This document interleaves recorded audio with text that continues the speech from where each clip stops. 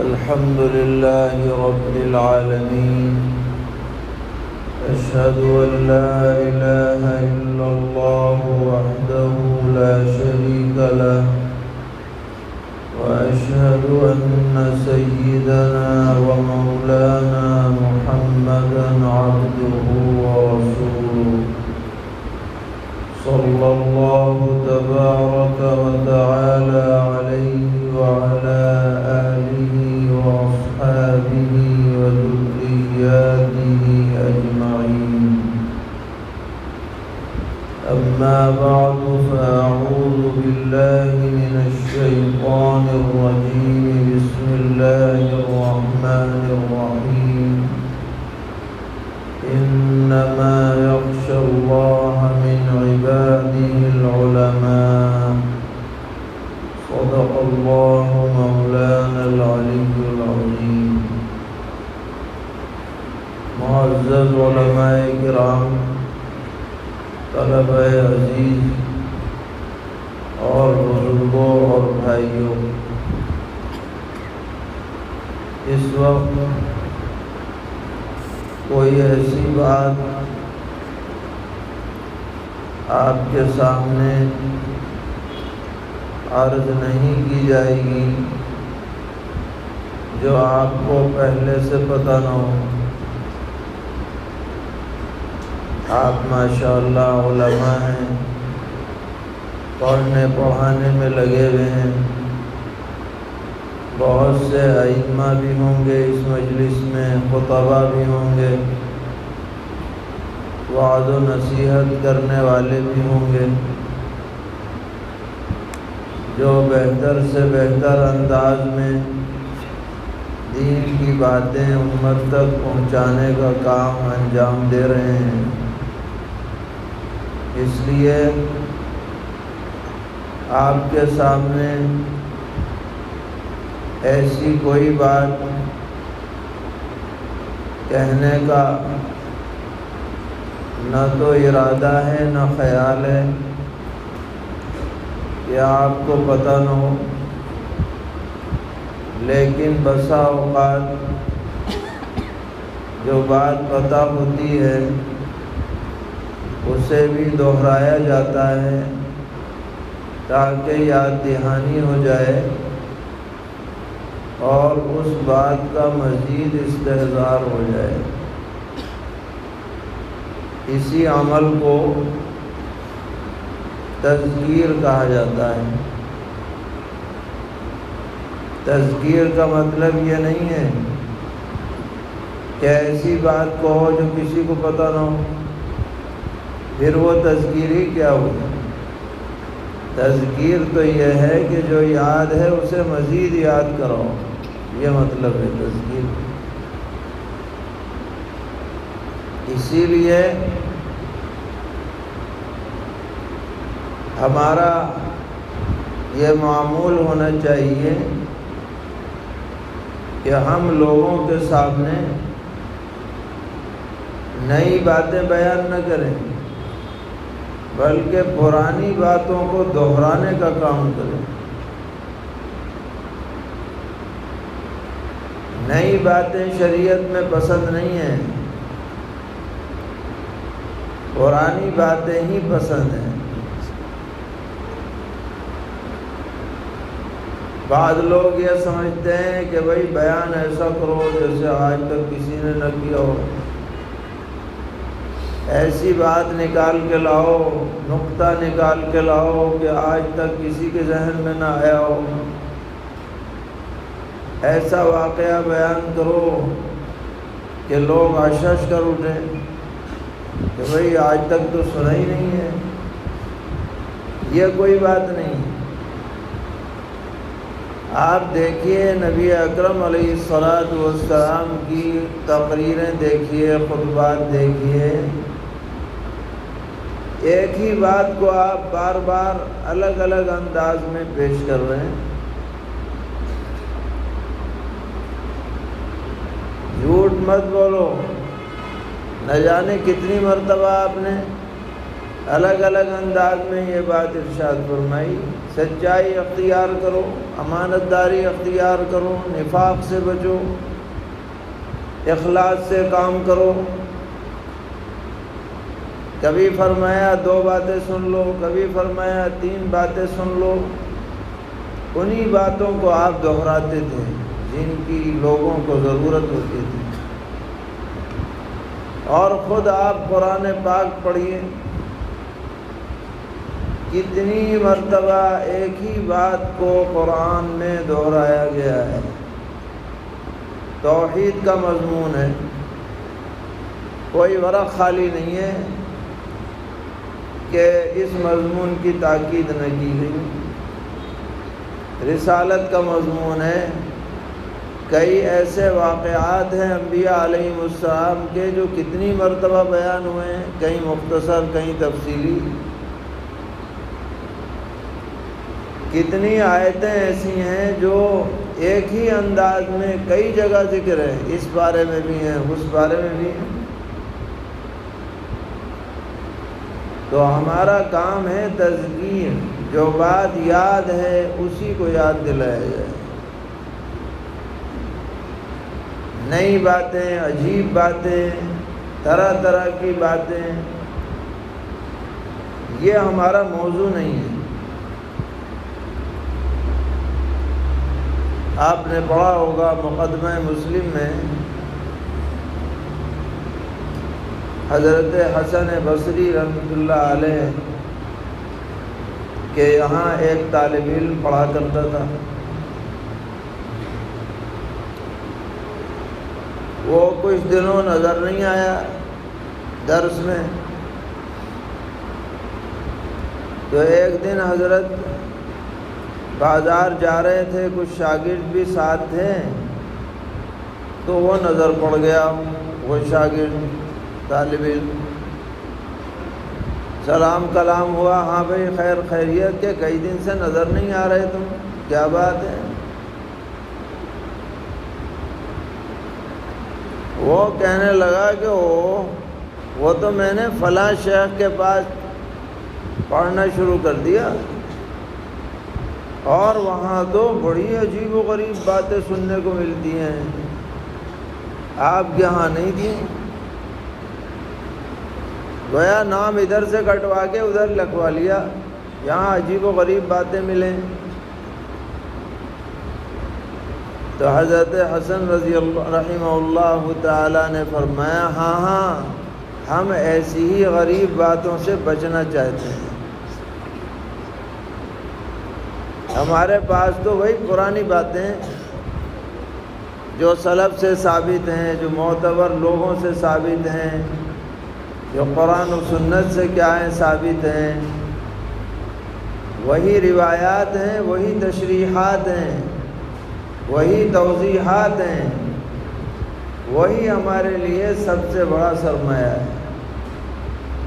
تو ہمیں اس کا بھی خیال رکھنا چاہیے، خاص طور پر جب عوام کے سامنے ہم گفتگو کریں، جمعے سے پہلے یا عام محفلوں میں، جلسوں میں، تو معتبر باتیں بیان کریں، آسان باتیں بیان کریں، ایسی توجیحات نصوص کی نہ کریں جو سلف سے ثابت نہ ہوں، یا جن کو سن کر لوگوں کو تشویش پیدا ہو، شکوک و شبہات پیدا ہوں، بحثیں شروع ہو جائیں، تبصرے ہونے لگ جائیں، تو بجائے بیان سے فائدہ ہونے کے اور الٹا نقصان ہو جائے۔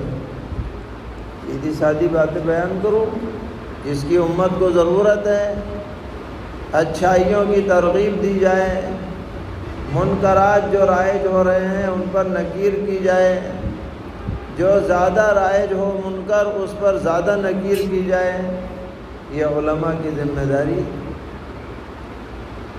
اللہ تعالی ہم سب کو توفیق عطا فرمائے۔ تو ہم نے آپ کے سامنے ایک آیت پڑھی، آیت کا ٹکڑا، اور وہ بکثرت بیانات میں پڑھا جاتا ہے کہ انما یخشی اللہ من عبادہ العلماء۔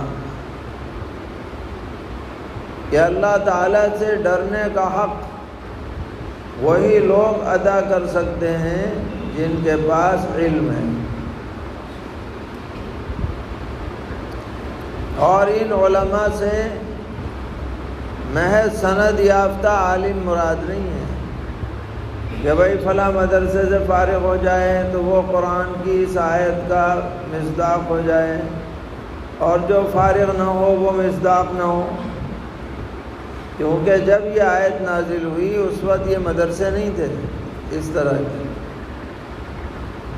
لہذا یہاں مطلق جو علم دین کا حامل ہے بھلے سے فارغ ہو یا نہ فارغ ہو،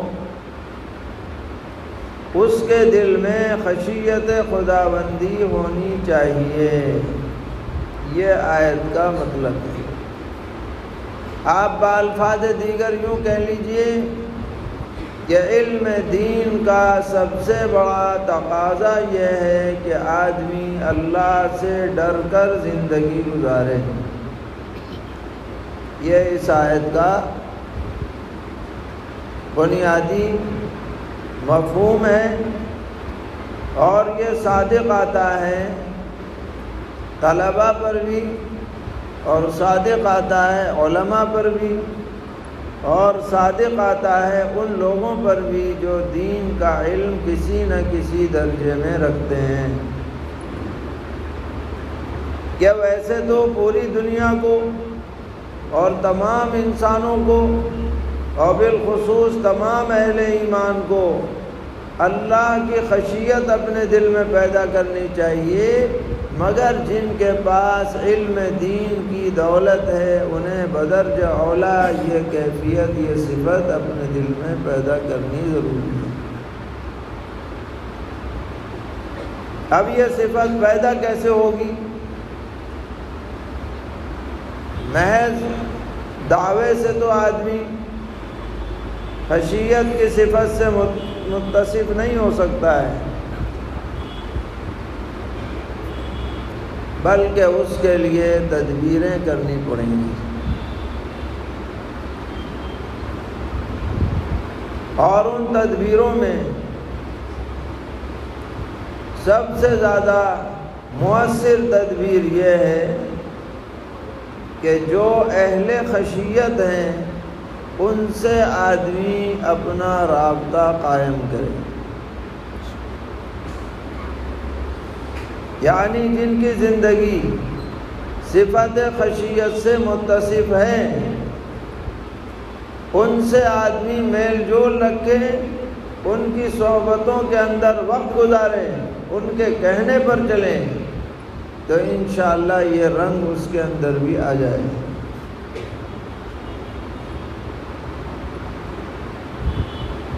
آپ نے دیکھا اور پڑھا کہ حجت الاسلام حضرت مولانا محمد قاسم نانوتوی اور امام ربانی قطب عالم مولانا رشید احمد گنگوئی، یہ لوگ علم کے مینار تھے یا نہیں تھے؟ اعلیٰ درجے کا علم اللہ تعالیٰ نے انہیں عطا کیا تھا یا نہیں کیا تھا؟ بتائیے۔ ہم لوگوں کا تو سارا مرجع انہیں دونوں پر ہے، لیکن انہوں نے ظاہری طور پر علم کی تکمیل کے بعد سید الطائفہ حضرت حاجی امداد اللہ مہاجر مکی رحمۃ اللہ علیہ کے دست حق پرست پر بیعت کی اپنی اصلاح کے لیے،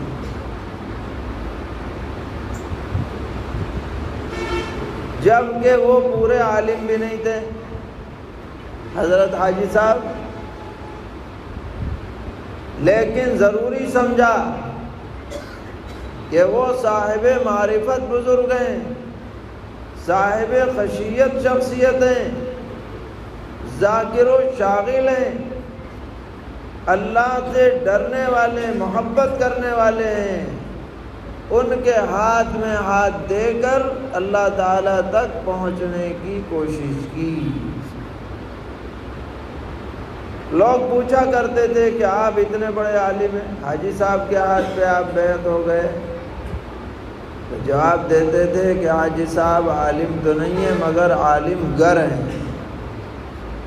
ان کی صحبت میں جا کر عالم اصل میں عالم بنتا ہے، کیونکہ وہ عالم جو معرفت سے خالی ہو اور وہ عالم جو خشیت سے خالی ہو وہ جاہل سے بدتر ہے، اس کی پکڑ زیادہ ہونے والی ہے۔ اس لیے اگر ہمیں یہ صفت اپنے اندر پیدا کرنی ہے تو جو صاحب معرفت اکابر ہیں ان سے آدمی کو ربط ضبط کرنا پڑے گا، تعلق پیدا کرنا پڑے گا، کیونکہ صحبت سے آدمی کے اندر اثر پیدا ہوتا ہے۔ اور دوسری چیز جو آدمی کے دل کے اندر خشیت پیدا کر سکتی ہے وہ ہے ذکر خداوندی کی کثرت۔ جیسے آدمی کا بدن ہے، اس کو زندہ رکھنے کے لیے کھانا پینا ضروری ہے، بغیر کھائے پیے آدمی زندہ نہیں رہ سکتا، مر جائے۔ اسی طرح روح کو زندہ رکھنے کے لیے ذکر ضروری ہے۔ وَلَذِكْرُ اللَّهِ أَكْبَرُ، اللہ کا ذکر سب سے بڑی چیز ہے۔ جب آدمی صبح شام دن رات اللہ کا ذکر کرے گا اور اس تصور کے ساتھ ذکر کرے گا کہ اللہ تعالیٰ اپنی تمام صفات کے ساتھ موجود ہیں اور وہ علیم و خبیر ہیں اور وہ ہماری ہر بات سے باخبر ہے، تو خود بخود دل میں اللہ کا ڈر پیدا ہو جائے۔ جیسے آپ نے دیکھا ہوگا کہ آج کل CCTV کیمرے لگے رہتے ہیں، اس میں لکھا رہتا ہے آپ کیمرے کی نظر میں ہیں، ایئرپورٹ پر ہے، ریلوے اسٹیشن پر ہے، یونیورسٹی میں ہے، فلاں جگہ ہے، تو سب لوگ ڈرے ہوئے رہتے ہیں کہ بھائی کوئی بات ایسی نہ کرو کہ کیمرے میں قید ہو جائے، پکڑے جائیں، سیدھے رہتے ہیں۔ تو یہ جو کیمرے لگے ہوئے ہیں ان کے اندر تو بہت سے امکانات ہیں، کیمرہ خراب ہو جائے، لائٹ بھاگ جائے، اس پہ کوئی آدمی کوئی چیز چپکا دے، کام نہ کرے، ریل مٹا دے، ڈیلیٹ کر دے، 10 امکانات ہیں، مگر اللہ تعالیٰ کی جو نظر ہے، جو خبر ہے، وہ تو کسی بھی امکان سے ماورا ہے، اور وہ ہر چیز سے ہمارے واقف ہے، اور میاں دل سے بھی واقف ہے اور ظاہر سے بھی واقف ہے، اعمال سے بھی واقف ہے، اقوال سے بھی واقف ہے، خیالات سے بھی کیا ہے واقف ہے۔ تو اس کیمرے سے 1000 گنا زیادہ اللہ سے ڈرنے کی ضرورت ہے اور ایسے کام سے بچنے کی ضرورت ہے جس سے اللہ ناراض ہو۔ تو جو آدمی ذکر کرے گا، اللہ تعالیٰ کا استحضار کرے گا، وہ ضرور اللہ تعالیٰ سے ڈرنے والا بن جائے گا، خشیت اس کے دل کے اندر آ جائے گی، غفلت دور ہو جائے گی۔ اور تیسری چیز جو ہے وہ یہ ہے کہ آدمی کثرت سے توبہ اور استغفار کرے، کیونکہ آدمی ہے اس سے غلطی ہو ہی جاتی ہے، عالم سے بھی ہوتی ہے، غیر عالم سے بھی ہوتی ہے۔ کوئی انسان نبیوں کے علاوہ یہ نہیں کہہ سکتا کہ میں غلطی سے پاک ہوں۔ اس کو چاہیے کہ غلطی کا استحضار کر کے شرمندہ ہو، ندامت دل میں پیدا کرے اور اللہ سے سچی توبہ کرتا رہے۔ کئی مرتبہ گناہ ہو جائے، ہر مرتبہ توبہ کر لیں، اس سے بھی اللہ کی خشیت پیدا ہوگی، دل میں نرمی پیدا ہوگی، تواضع کی بات سامنے آئے گی، اپنی عاجزی کا اظہار ہوگا۔ ان تینوں باتوں کا ہمیں اہتمام رکھنا چاہیے، تو انشاءاللہ علم کے ساتھ ساتھ خشیت بھی نصیب ہوگی۔ اہل دل، اہل معرفت، اہل خشیت سے تعلق ہو، ذکر کی کثرت ہو اور توبہ اور استغفار کا اہتمام ہو، تو انشاءاللہ اس آیت کے مصداق ہم بھی بن جائیں گے۔ انما یخشی اللہ من عبادہ العلماء۔ اللہ تعالی ہمیں اور آپ کو اپنے فضل و کرم سے اپنے سے ڈرنے والے بندوں میں شامل فرمائیں، ہماری کوتاہیوں کو معاف فرمائیں، ہمارے عیوب کی صدرپوشی فرمائیں، اپنی رحمت سے ہمیں کبھی محروم نہ فرمائیں۔ وصلی اللہ تعالی علی خیر خلقہ محمد وعلی آلہ واصحابہ وذریاتہ اجمعین۔